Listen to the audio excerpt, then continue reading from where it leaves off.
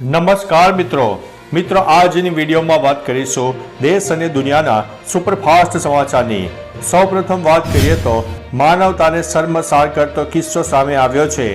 સુરતથી માનવતાને શર્મસાર કરતો કિસ્સો સામે આવ્યો છે। શહેરના લસકાણા વિસ્તારમાં 5 વર્ષની બાળકી દુકાને ફુગ્ગા લેવા આવી ત્યારે દુકાન પાસે એક યુવક દ્વારા બાળકીને વડાપાઉં ખવડાવવાની લાલચે અપહરણ કર્યું હતું, જે બાદ અવાવરું જગ્યા લઈ જઈને બાળકી સાથે દુષ્કર્મ આચર્યું હતું।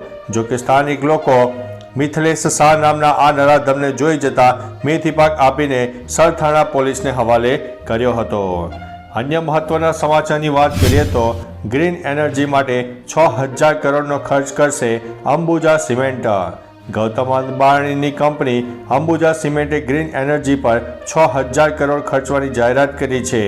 કંપની આ રોકાણ ગુજરાતમાં 600 મેગાવોટ સોલર પાવર, 150 મેગાવોટ પવન ઉર્જા અને રાજસ્થાનમાં 250 મેગાવોટ પવન ઉર્જા ઉત્પાદન માટે કરશે।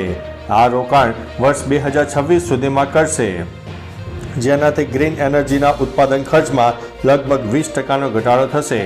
અંબુજા સિમેન્ટનો નફો એક વર્ષમાં 370% જેટલો વધ્યો છે।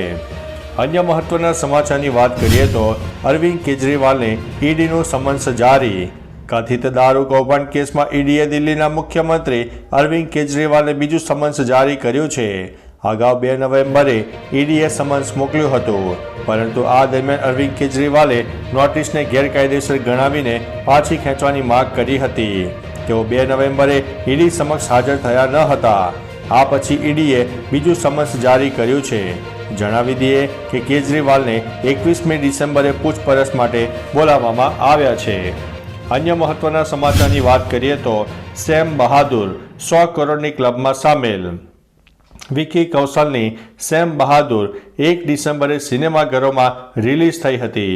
આ ફિલ્મની ગતિ બોક્સ ઓફિસ પર ધીમી રહી હતી, છતાં ફિલ્મે વિશ્વભરમાં 100 કરોડના કલેક્શનનો આંકડો પાર કરી લીધો છે। વિકી કૌશલે તેના ઓફિશિયલ ઇન્સ્ટાગ્રામ પર સેમ બહાદુરનું વર્લ્ડ વાઇડ કલેક્શન શેર કર્યું છે। તેણે ફિલ્મના પોસ્ટરની સાથે કેપ્શન લખ્યું છે કે સેમ બહાદુર બોક્સ ઓફિસ પર ગર્વ અને જીત સાથે આગળ વધી રહ્યા છે અને અમે આભારી છીએ। તો ચાલો મિત્રો, ફરીથી દેશ અને દુનિયાના સુપરફાસ્ટ સમાચાર લઈને મળતા રહીશો। ત્યાં સુધી અમને રજા આપશો। નમસ્તે।